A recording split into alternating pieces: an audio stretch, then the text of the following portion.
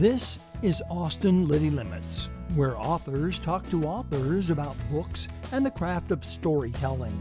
Sponsored by Blue Ink Review, because typing the end is just the beginning. Find out more at blueinkreview.com. In this episode, we talked with novelist C. Matthew Smith. Matt grew up in Central Florida and went north for college. First up, a degree in English from Davidson College. Then, lured by the beauty of Georgia during a spring break, he moved on to law school at the University of Georgia. He wanted to be a writer when he entered college, but a 20-year career in law put that on hold. Now the time has come. His debut novel, 20 Mile, is a crime novel that Forward Reviews calls a disturbing, potent thriller.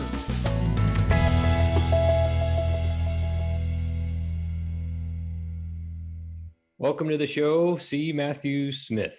Thank you. Thank you so much for having me, Scott. I really appreciate it. You're welcome. So I read your excellent novel, 20 Mile, here.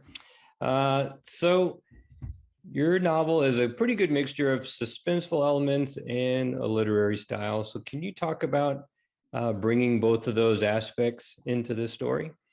Sure. And really, I guess the origin of that is, it goes all the way back to childhood because, like most writers, I was an avid reader, right? I mean, that's sort of where we all get going down this journey. And I read, as I grew, I read a lot of the classics, but I also read a lot of more plot-driven sort of novels and short stories. So I have these two things in my head. One is I love a beautiful sentence. I love the right words in the right place. And I love it when a writer takes things that I sort of know intrinsically and puts them to words. So I love that. I also love my stories to move, and I love the stories to have stakes. So if I think about the books that I come back to time and time again, the books that move me and do the most for me, they have both of those elements. They are great prose, great character, themes that lurk beneath the surface, but they also are propulsive. And so when I sat down to finally write this, write a novel, I had an idea, but I also knew sort of what kind of book I wanted it to be. And so I wanted it to have both of those things.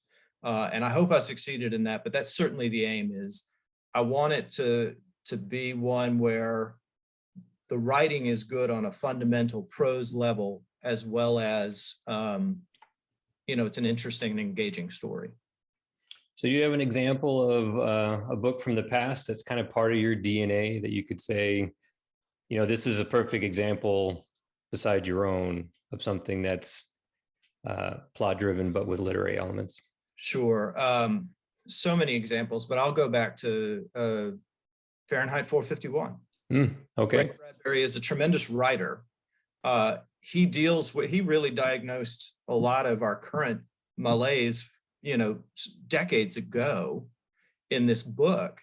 But it's also a thriller. It's very exciting and it's very unnerving. And so I think his prose is amazing. I think what he foresaw is amazing. I also think just on a fundamental story level, it's an exciting story. More recently, I can point to books like Bearskin by James McLaughlin. I think is amazing and was a heavy influence on 20 Mile. Diane Lebec's Breaking Wild, and William Giraldi's Hold the Dark is a great example of a modern, you would call it a literary thriller, I guess, where it has tremendous prose, but it's also an exciting and unnerving story. Right. I always go back to The Body by Stephen King because it's such a beautiful story, but it's also such a weird book because he has some bizarre elements in there. He has some short stories that the main character writes in full, which is kind of weird because it kind of takes you out of the other story for a while. Right. And it has some beautiful prose in it. Yeah. I think I think King has some tremendous moments in his writing. I mean, you look at a novel like Carrie, which is really unnerving, but it's so engaging at the same time. Right, exactly. So your main protagonist, Chula Walker, is a special agent, and she has an interesting background. So not only does she work for the federal government, she's an investigator, but she also is a member of the Eastern Band of Cherokee Indians. Can you talk about your research in both of those aspects of the character? Sure, sure. So the first aspect, that the easier one to tackle, is Chula Walker is a special agent with what is known as the Investigative Services Branch for the National Park Service. And that's really, when I discovered that the National Park Service has its own sort of mini FBI, which was a revelation to me at the time, I sort of knew who my protagonist needed to be at that point, at least from a professional level. And researching that was fairly simple because I learned about the ISB, as they call it. I figured out that there are email addresses that you can send public inquiries to. And so I inquired and I said, guys, I'm writing this novel. I think my main character is going to be an ISB special agent. I'd like to talk to an agent about the day-to-day. And lo and behold, I got an email back from the number 2 in the organization. And he's what's known as the special agent in charge. And Chris Smith, no relation, Chris Smith and I have talked a number of times over the years since I started writing it. He's very generous with his time. I think he was frankly excited that his agency is getting some notice because they do great work and they work really hard. So he was real generous with his time, and that was fairly simple just because, and I guess I got lucky, but he was just willing to talk with me as much as he was. The research into Chula Walker's heritage as an Eastern Band of Cherokee Indian was more complicated. You got to make sure you're doing it for the right reasons. And then, whereas talking with one member of the ISB would suffice because he was sort of, number 1, number 2 in charge of this organization, he can give me a really good idea of the day-to-day workings and life of a special agent. I really felt like I needed to do my due diligence and talk to as many people as I could who were of Eastern Band descent and Cherokee descent to make sure that what I presented was a fair representation. And so I talked to a number of people. I talked to people within the Eastern Band's tribal government because a lot of the novel involves sort of the interplay of the Eastern Band and the Eastern Band government and their current, it's not really reservation, it's trust property, but where what's known as the Qualla boundary, which is Eastern Band land that abuts the national park, and the interplay between the Eastern Band and the national park. So I needed to talk with people within tribal government. I also talked with a number of people just of Cherokee heritage to ask the dumb and earnest questions and get honest answers from them. And about how do they feel about the park that used to be their homeland that they lost 200 years ago? What is the interplay between the tribal government and the national park? Some of that is public record. That there are issues and negotiations between the two all the time, but just to get a real honest look at that. The other part of it, Scott, is just knowing in doing the research, you also have to decide what's not your story to tell. And so I, as a white writer, I did not grow up Eastern Band. So I told myself early on, yes, I'm going to have a character who is of Eastern Band heritage for narrative purposes and thematic purposes, but I'm not going to write a novel that pretends to be, this is an account of growing up as an Eastern Band member. This is what it's like growing up in the Qualla boundary, which is the trust land where most of them live now. I wasn't attempting to do that. And so I confined my research to what I needed for the story and I approached it pretty carefully, and I talked to as many people as I could, which involved a lot of emails and cold calling people and hoping that some would email me back or call me back, which they thankfully did. Right. So it brings to mind something that happens towards the end of your story. I don't want to give it away because it's a fantastic twist, but there's like a fine line between historical information and family mythologies, right? Yep. And it really struck home with me because I have a similar type of thing that had happened in my family, whereas the family mythology was that my great grandmother was part Cherokee. My grandmother told me this. My mother told me this. A lot of family members told me this. I took an ancestry DNA test a few years ago, and I learned that there is not any Cherokee lineage in my life at all. So I was very curious to how this could be that these two women in my life, including my great grandmother, told me this. And I learned that in the 1880s, there were a lot of poor white families who wanted to be on the government dole, right? Because the government was trying to give reparations to certain tribes for moving them. And because the government was handing out money, it was really easy with lack of DNA tests back in the day to say, oh, my mother who has black hair, she's part Cherokee. So can you talk about that a little bit? These kind of like family mythologies and how they can kind of seep into what could be constituted as, historical fact. Sure. And by way of background, the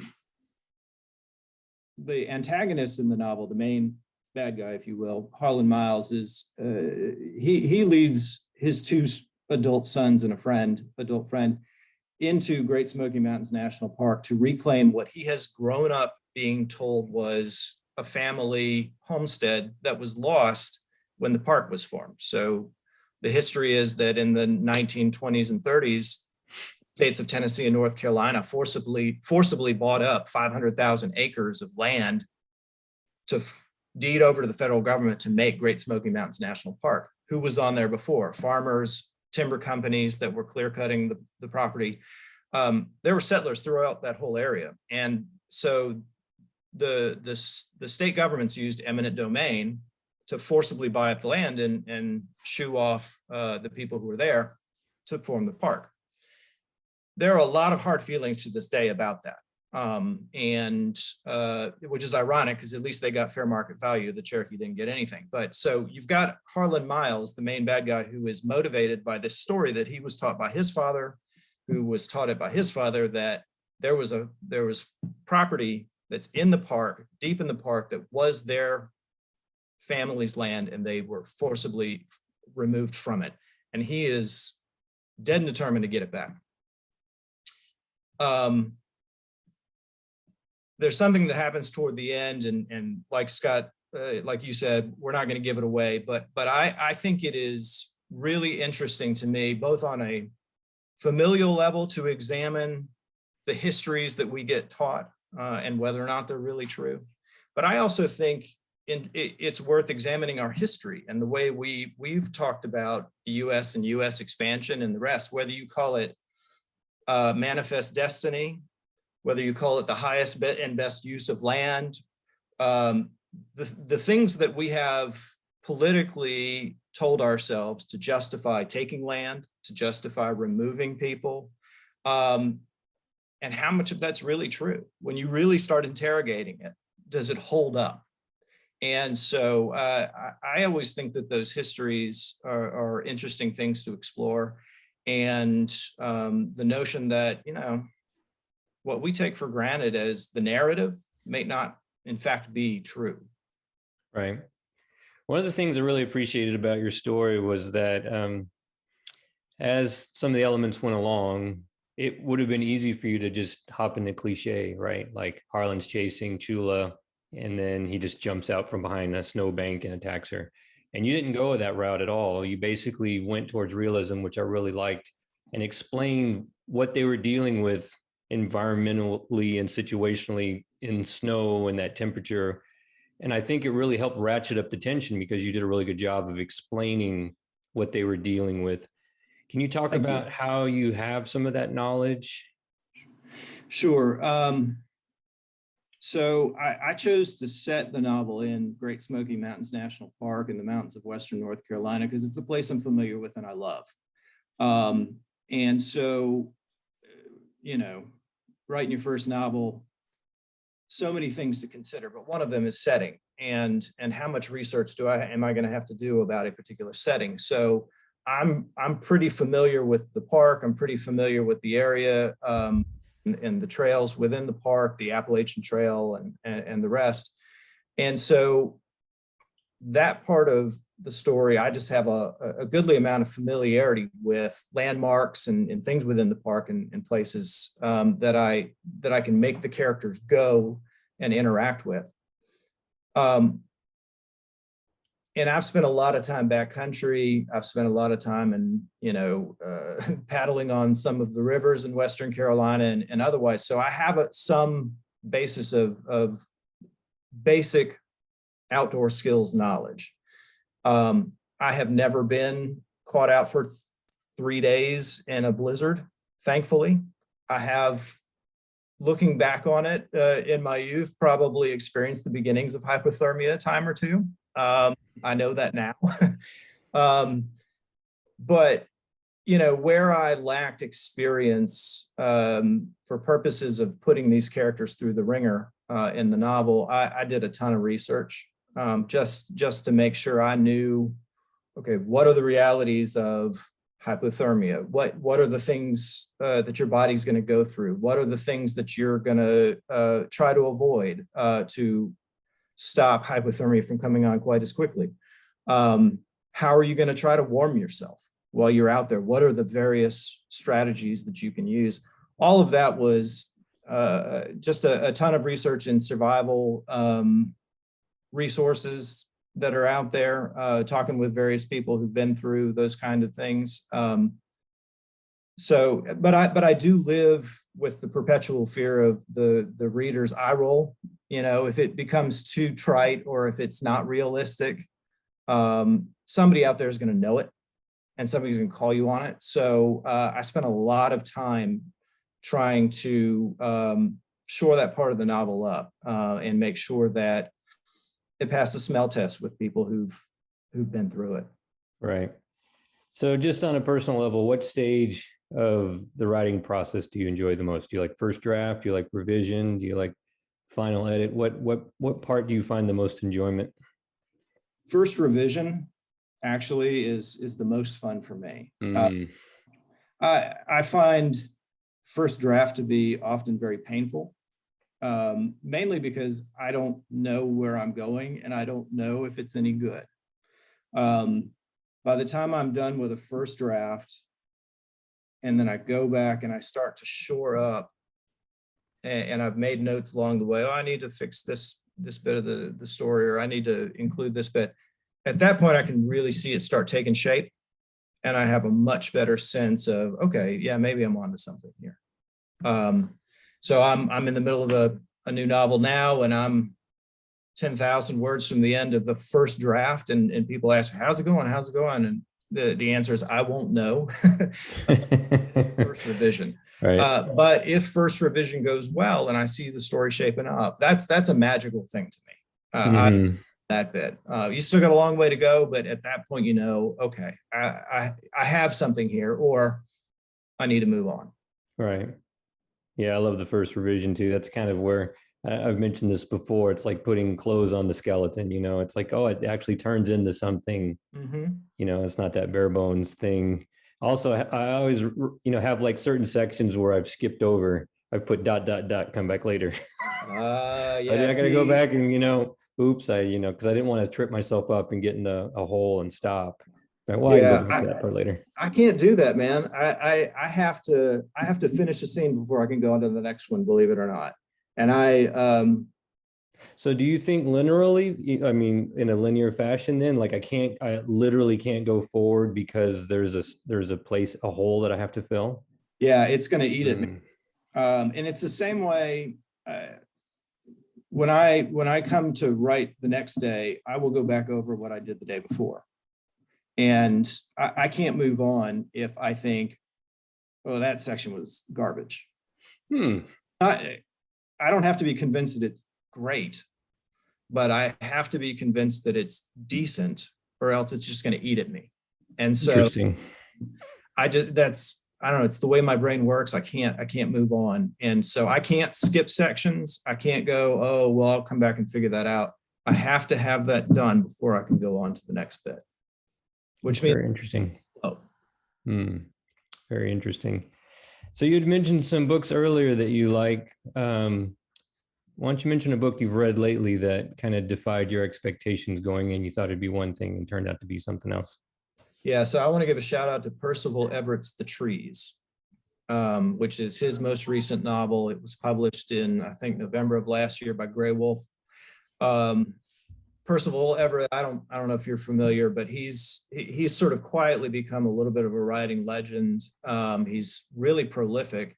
He's really talented, and no two of his books are alike. But the Trees itself is, it starts out, you think it's basically just a murder mystery set in Mississippi, that calls up all the history of lynching in the South, the Deep South. But what you find is that it quickly morphs into something else. And it's a little hard to describe, but what I would say is, all I could think of when I was reading it was, I pray to God that Jordan Peele picks this up and makes a movie of it. It has a surprising amount of humor and this Twilight Zone undercurrent to it that is just so interesting. And so what starts out as sort of a conventional mystery turns into this sort of cosmic vengeance thing. I love it. I love it. It's a great book. Last scene and last image that just will eat at your brain. It's really, really impressive. Excellent. Yeah, the last one I read that really kind of blew my mind was Hell of a Book by Jason Mott. It's on my list. Yeah, it won the National Book Award this past year.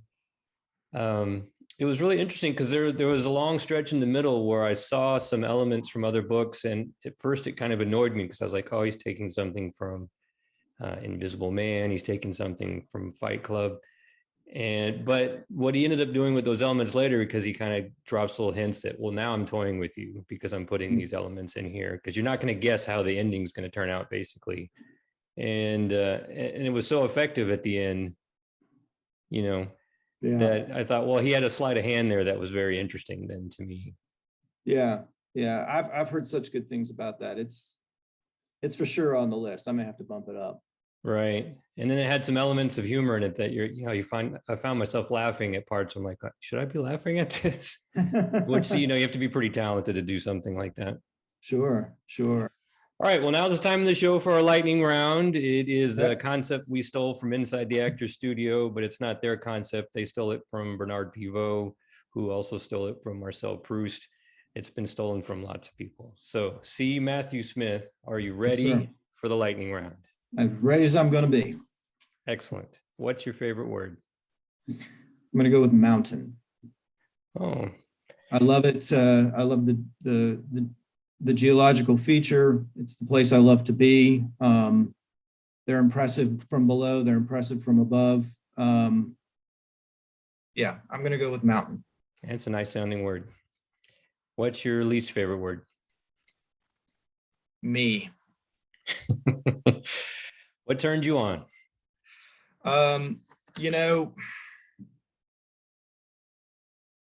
Being outside. It doesn't matter what you're doing, but if you're out in nature, it's a really important thing for me. We don't do enough of it in our day-to-day lives, and I think it just sort of opens up your mind and recharges me. So yeah, I'm going to go with being outside. Excellent. What turned you off? A lack of integrity. See it too much these days. Right. What is your idea of happiness? My wife and son laughing. A good sentence.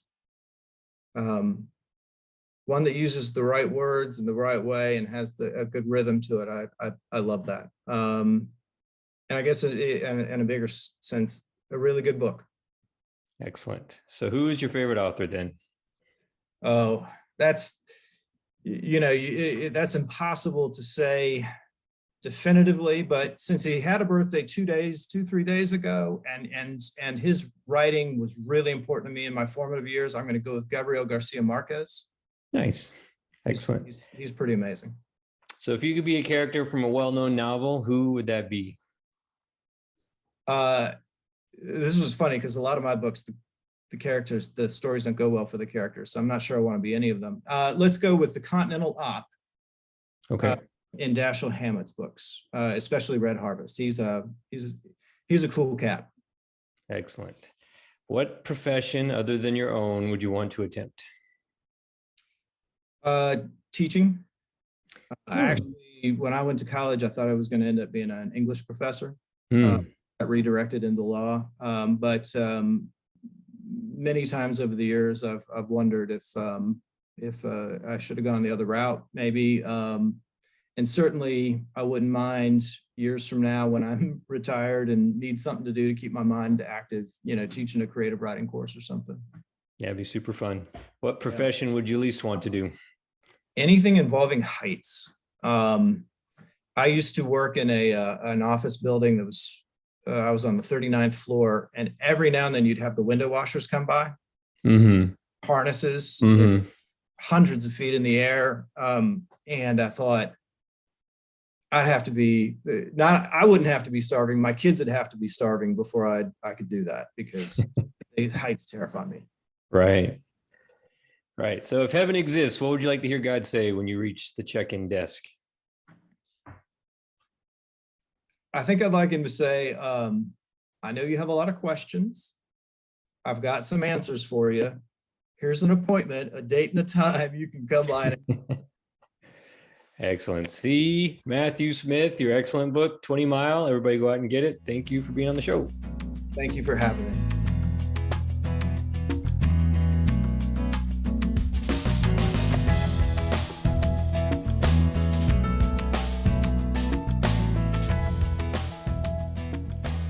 This has been a presentation of Austin Liti Limits, made possible with help from our good friends at Blue Ink Review, where typing "the end" is just the beginning. Find out more at blueinkreview.com.